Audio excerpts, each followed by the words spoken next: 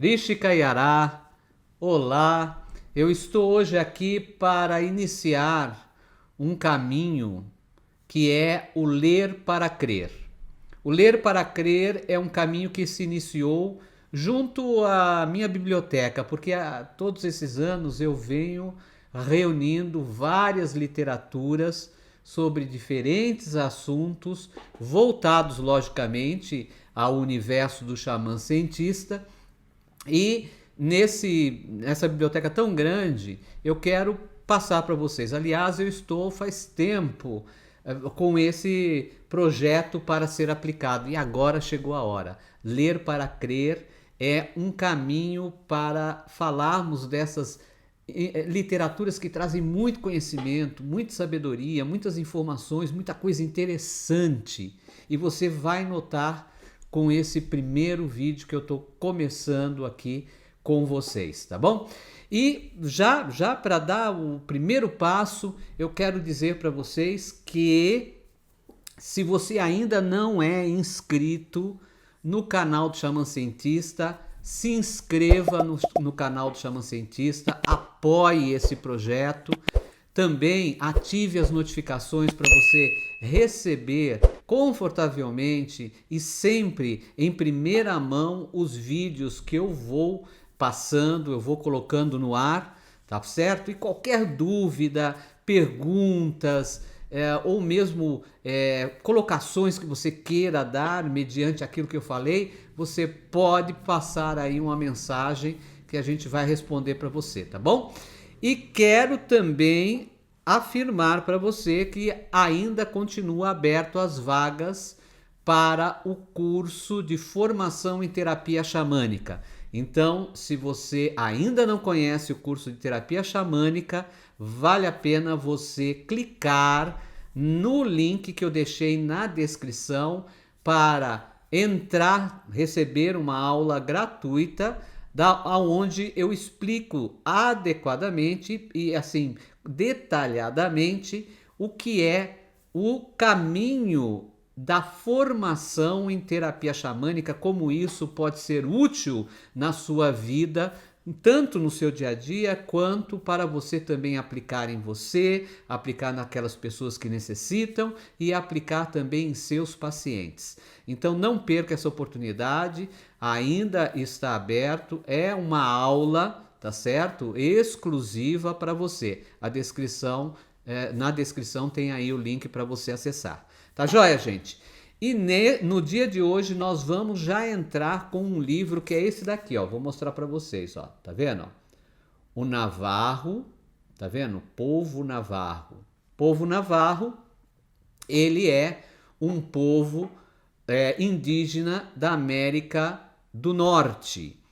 E o povo navarro traz uma tradição muito ligada aos símbolos.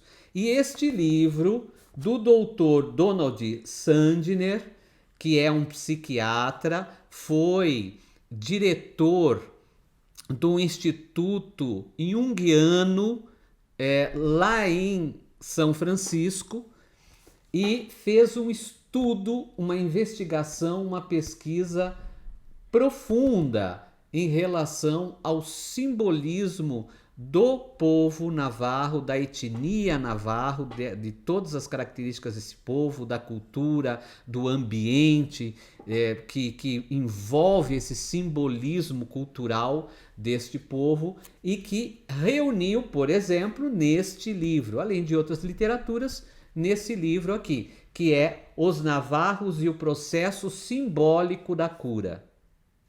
Então esse livro ele traz uma investigação psicológica dos rituais, da magia, das práticas de magia, da medicina navarro, tradicional navarro, tá certo? Então é um livro que você vai observar como ele aborda, eu coloquei aqui 4 pontos muito interessantes, como ele aborda essa ligação entre a psicanálise e o simbolismo navarro, mas ele vai além, porque ele mostra, ele traz a estrutura navarro, conhecimento que os navarros têm, que o povo navarro tem em relação a essas práticas curativas, as práticas de cura. Nós vamos entrar então no universo da literatura, nós vamos entrar no universo do ler para crer.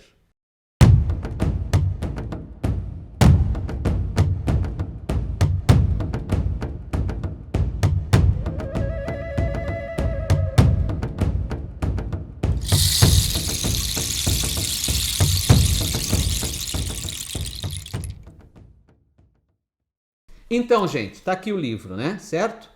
Aqui o livro, a gente vai entrar nesse universo agora do simbolismo navarro, e o primeiro ponto do livro, que eu acho que é muito importante aí, é observar que essa literatura, ela é muito bem trabalhada, tá? É muito bem escrita, muito bem trabalhada. E ela traz uma capacidade de a gente vivenciar aquele momento. Lendo, nós entramos no universo como se estivéssemos lá, junto com aquele povo, vivenciando aquele momento e ao mesmo tempo aprendendo, entendendo. Mesmo ela tendo uma abordagem acadêmica, mas o doutor Donald, ele traz essa visão acadêmica de uma maneira também muito inspirada, que nos dá a sensação dessa vivência assim com tranquilidade.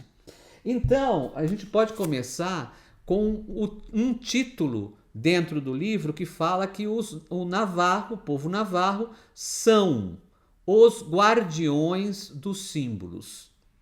E aí o primeiro parágrafo começa a falar sobre a região que esse povo habita, porque a região é muito importante, porque ela traz o quê?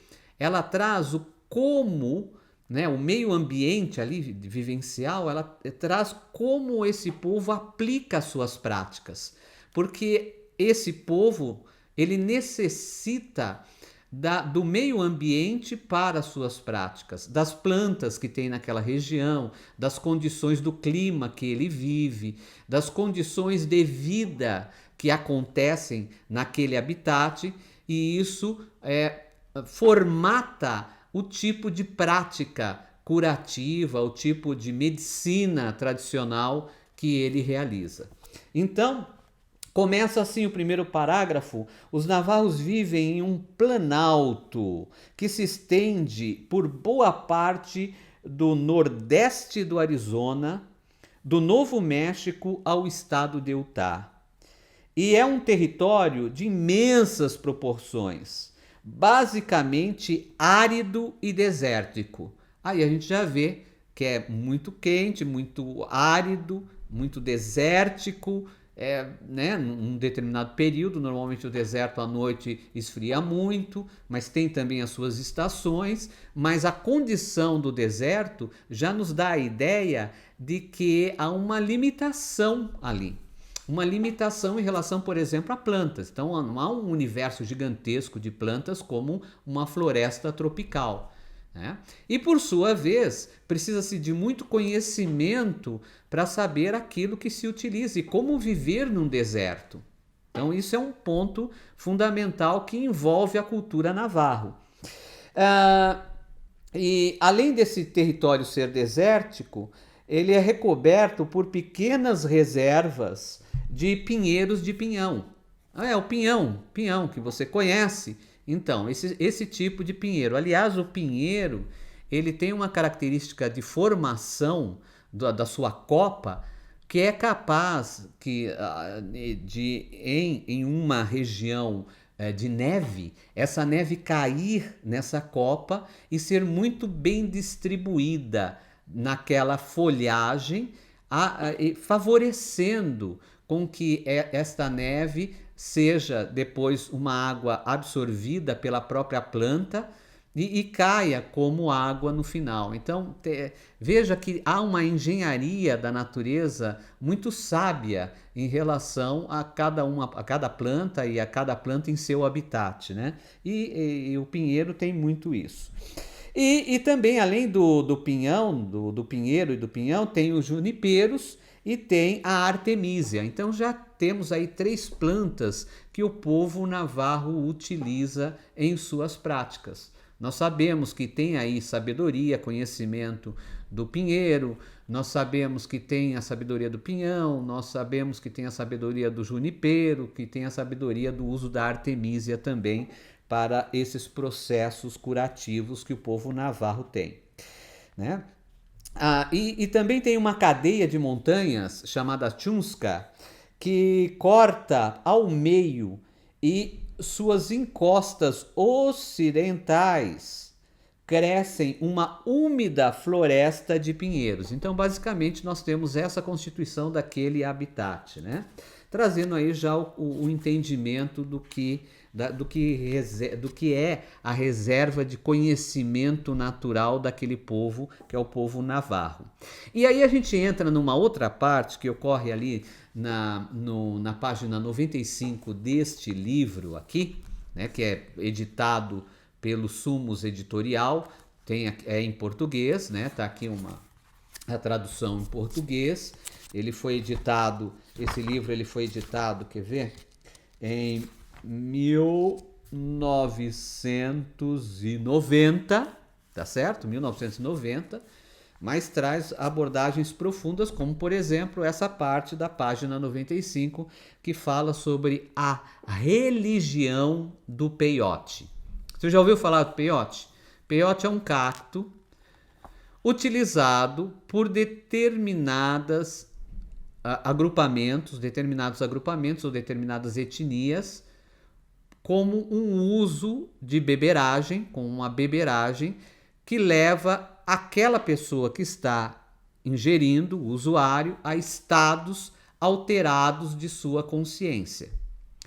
Tradicionalmente é utilizada para o alcance de entendimento sobre a existência, sobre a vida, é utilizado de uma maneira muito séria com relação à caminhada que esse ser faz na sua vida física, ao desenvolvimento interno, espiritual de um ser. Então é utilizada essa beberagem que é preparada com esse cacto, é um cacto pequeno, é um cacto do deserto, dessas regiões, é um cacto rasteiro, e tem todo um preparo de fervimento, todo um processo para que esse cacto fique adequado para ser ingerido. O que tem esse cacto que faz esse estado alterado de consciência? Esse cacto ele tem o quê? Ele tem uma substância chamada mescalina. A mescalina, ela é uma substância da classe dos alcaloides. Os alcaloides, gente, é uma substância que atua diretamente no sistema nervoso central. Então, ela atua no sistema nervoso. Então, quando uma pessoa ingere ela vai ter reações no sistema nervoso, por sua vez também, atividades neurais que propiciam esse estado alterado de consciência ou esse estado de transe. Atua ali nas sinapses dos neurônios e atua também nos neurotransmissores. Então, é uma substância complexa, porém, nosso organismo tem receptores para esta substância. Ou seja, o que quer dizer isso? Quer dizer que, naturalmente, nosso organismo ele tem como uma fechadura, e essa substância é a chave que chega lá dentro, encaixa direitinho nessa fechadura e faz o efeito acontecer. Isto na bioquímica do organismo humano. E daí a gente entra numa parte interessante, que é a questão, o posicionamento entre entender por muitos estudiosos ou pesquisadores das várias áreas, seja ela da área da medicina, seja ela da área da psicologia, da psiquiatria, que aliás, né, o Sandner, o doutor Donald Sandner, ele é um psiquiatra, né, dessa relação entre um alucinógeno, que é o peiote, né, e um termo um pouco mais moderno, que ocorreu após isto, de colocar esta substância como um enteógeno. Então, qual que é essa diferença para você que não conhece muito bem, né? Então, um alucinógeno é uma substância que produz, altera, faz várias reações no organismo, na bioquímica do corpo, e altera a percepção da pessoa, levando ela a coisa mesmo ilusória mental, ou seja, a alucinação. Então ela entra num estado de alucinação. E esse estado dura enquanto a substância estiver lá atuando no organismo, enquanto a substância vai passando lá pelo fígado, e o processo também tem processos de desintoxicações do nosso organismo. Por exemplo, existe um complexo chamado citocromo, tem um citocromo chamado P450, que faz também muito essa atividade. E isto lá no fígado é o que? Excretado. Então, de pouco em pouco é excretado, e fica um tempo até ser totalmente excretado, aquela substância se modificou, e com isso também para o efeito da substância. Mas enquanto está o efeito, tem o processo alucinógeno. Ou o enteógeno, que há uma parcela já que entende como um enteógeno, que é o quê? É uma substância que, por nós termos os receptores no nosso organismo, ela não é estranha ao nosso organismo. E ela não visa exatamente produzir alucinações, mas sim dar possibilidades do ser humano atuar com outras áreas do cérebro, capazes de ter outros níveis de percepção sobre ele mesmo, sobre a vida, sobre a natureza, sobre situações mais energéticas, sutis, espirituais. Então, basicamente, são essas duas concepções ou entendimentos que se tem sobre estas substâncias, muito utilizadas em diferentes práticas no universo xamânico, por exemplo, tá? Que é a questão de ser um alucinógeno ou de ser um enteógeno. Bom, mas o que ocorre aqui na nossa literatura? O que ocorre aqui é o seguinte: como os navarros vivem naquela região, ele convive não sozinho, existe ali grupos que convivem ali. E esses grupos nem sempre têm uma sintonia plena com a etnia, com o povo navarro. Algumas situações se ajudam, outras situações são um pouco mais complicadas porque entra no universo da religiosidade. E aí há impactos de religiosidade. E aí há grupos, por exemplo, além do povo navarro, naquela região, os católicos, grupos católicos, e também mormons, grupos mormons, e também a religião do peiote. Ou seja, o peiote não é da ciência e da prática tradicional navarro. Vocês entenderam isso? Não é desta ciência ou da prática tradicional navarro. Ah, mas da onde veio isso? Da própria investigação, tá certo? Que o Dr. Donald fez com o povo navarro, aonde as lideranças do povo navarro, vários do povo navarro, disseram que nunca utilizaram o peiote em suas práticas tradicionais, em suas práticas de cura. Sempre utilizaram os símbolos, as rezas e as preces. E dentre uma dessas lideranças diz que foi chamado pelo delegado, um delegado da região, o chamou falando: olha, o seu povo ele está fazendo práticas do peiote lá, começaram a fazer práticas, se reuniram para fazer práticas. E aí ele diz que não, ele desconhecia isso, porque ele nunca,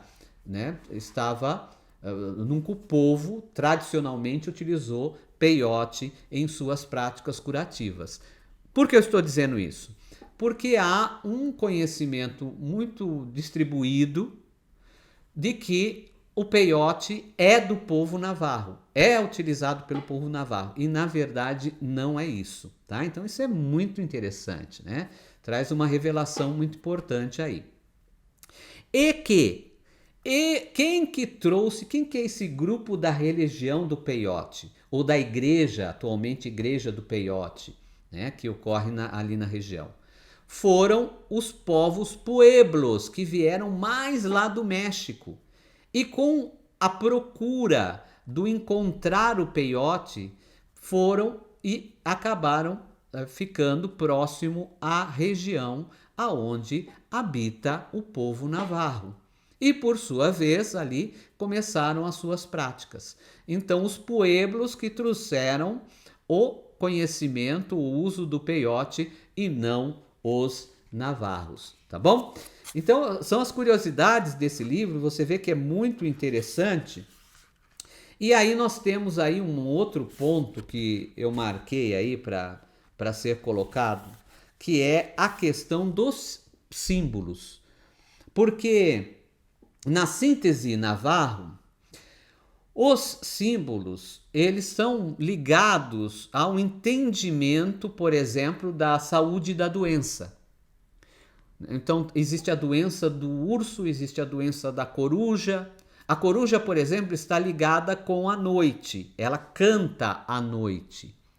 E por isso mesmo, tradicionalmente, o povo navarro, quando faz um diagnóstico de uma pessoa, ele observa que essa pessoa está num processo de doença da coruja, quer dizer que essa pessoa tem um efeito de possessão. Ela está doente psiquicamente, na psique dela, no emocional dela e até no físico, porque tem uma possessão, existe uma força, né, negativa ali, atuando em cima desta pessoa.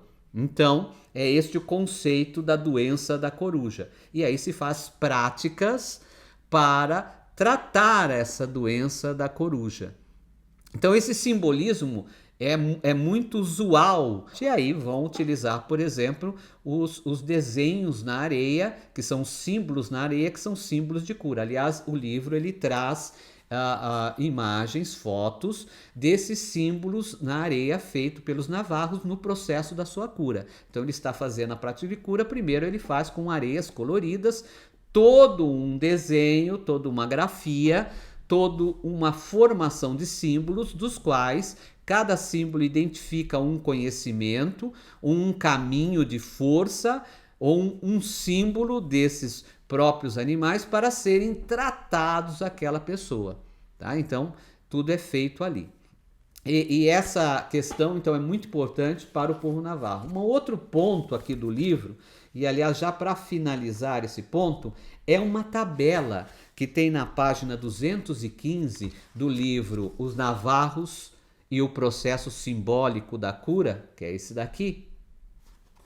Na página 215 tem uma tabela muito interessante que traz o seguinte: o xamã, como o xamã faz sua prática e como ele vê o paciente e como ele agrega ou reúne o paciente dentro da sua prática. O curandeiro navarro, como que ele faz isso? Como que ele reúne o paciente dentro da prática que ele realiza? E o psicoterapeuta, como que o psicoterapeuta reúne o paciente dentro da prática terapêutica que ele realiza? Então, é uma relação bastante interessante. Então é assim, o xamã, ele é o próprio simbolismo. Aqui na descrição, lógico, do livro, né? Na concepção e na investigação feita pelo Dr. Donald. Então, o xamã ele é o próprio simbolismo. Todas as características, a roupa, os movimentos, as danças, os sons, ele é o próprio símbolo. E o paciente, ele é passivo. Então, ele aplica em cima do paciente os processos, as práticas de cura. Enquanto o curandeiro navarro, ele já faz com que o paciente entre dentro desse simbolismo, participe das rezas, participe ali dos desenhos com areia, participe, se envolva com o processo. E já o psicoterapeuta, ele absorve as informações da psique do paciente, o paciente manda esses símbolos para o psicoterapeuta traduzir e realizar o seu processo terapêutico. Então essa relação é muito interessante, vocês estão vendo o universo e a possibilidade dessa literatura, o que ela pode lhe dar de conhecimento para você entrar no universo do xamanismo, da psique humana, né, das condições psicológicas envolvidas nisso e também de uma estrutura que mostra muito a origem, a cultura do povo navarro e como esse povo milenar vê os processos e as práticas curativas. Se você gostou, olha, deixa o seu like, tá bom? Se você ainda não se inscreveu no canal, se inscreva no canal Xamã Cientista, ative as notificações e logo logo eu trago para você uma nova literatura, tá certo? Para a gente entrar no universo do ler para crer. Então, fiquem com luz, Rishi Kayará, Porã Eté, por sua atenção e por você fazer o caminho de transformação. E lembre-se, cabeça boa sempre.